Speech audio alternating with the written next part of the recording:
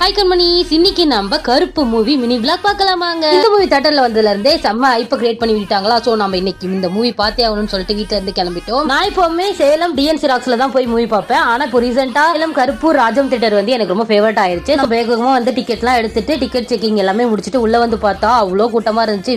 Weekend கூட இல்ல, week டேஸ்ல இவ்வளோ ரஷ்ஷா இருந்துச்சு.